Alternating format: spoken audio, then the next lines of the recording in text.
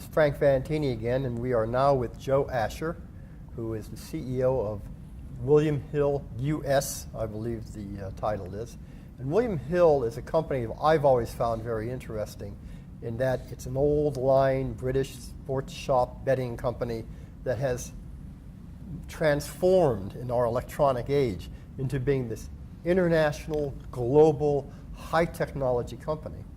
And even though it's a British company, British-based originally, it now has a very significant United States presence.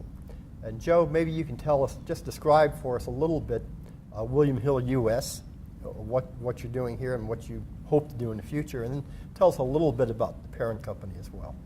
Sure. Well, William Hill is the biggest sports betting company in the world. It was founded 80 years ago by a fellow named William Hill, ironically enough. And for most of its existence, it was operating in the UK. It got into the online business a number of years ago, and now there's a sizable online business that's based in Gibraltar.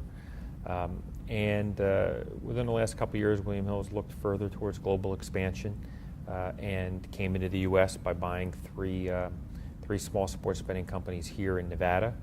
And subsequent to those acquisitions, did another couple of acquisitions in Australia as well. So the company is now truly an international company, and some of my British colleagues like to joke about the times when a big trip would be going from London to Leeds, and now it's London to Las Vegas to Sydney. And then there's the online marketing is done in Tel Aviv. There's operations in the Philippines and Bulgaria as well. So it's a true international company. The business in the U.S., which is headquartered here in Las Vegas, is one where we operate sports books for a little over 100 casinos throughout the state of Nevada, both in Las Vegas and Reno, and also in some of the smaller towns as well. And then in addition to that business, we're the risk manager for the Delaware Lottery in partnership with Scientific Games. Delaware reintroduced the sports lottery in 2009. That then expanded in 2012 to lottery retailers, so it went from the 3 casino racetracks to a number of lottery retailers, and has continued to grow as well. So that's sort of the short of William Hill US. We have about 425 employees, all here in Nevada, in between the home office and out in the various sports books. In the United States, we have a lot of regulatory and legislative issues to be resolved if online gaming is to grow like some people would like to see it grow.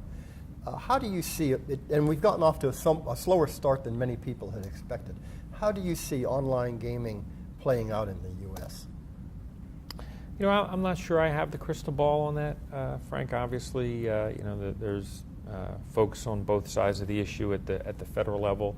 The states, you've got Nevada and Delaware, and also New Jersey, and of course the compact on poker between Nevada and Delaware, I think, was a fairly significant development. But eventually, one would expect it to spread over time as the world becomes more digital, more internet-based, more mobile. How and which way, I couldn't even begin to predict, really. We spoke earlier today with Luke Alvarez from Inspired Gaming, and Luke said that today he thinks there is more money being invested into online companies than there are in the brick-and-mortar companies. And this is a paradigm shift, as it were. He did not use that phrase, but I think that's what he meant. Do you see the world tilting that way, more toward digital? Well, certainly in our business, mobile's taken off.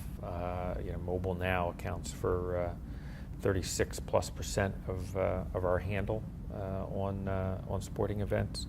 But that growth has not come at the expense of the retail business. And so I'm just a very firm believer in multi-channel distribution. So if somebody wants to bet with us on a mobile device, they can. If they want to come into one of the sports books and bet with us, they can. We've also put a lot of energy into kiosks, both in sports books that are manned, and then also in locations where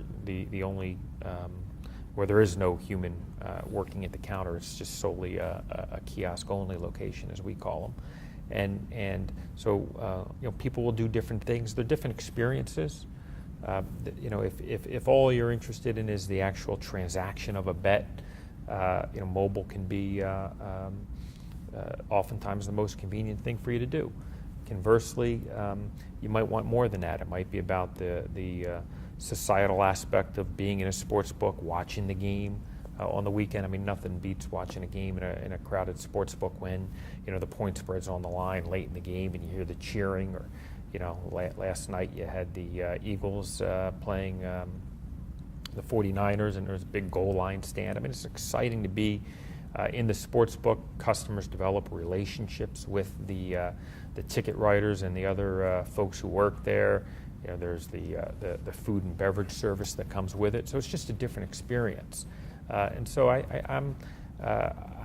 think that people will do both. People will do both. They might want to browse in a bookstore. They might know exactly what they want and buy it on Amazon. They might want to go to the fashion show mall and look around at the different stores, or they might just want to buy a particular size of shoes or dress online. So people sort of go back and forth and do both.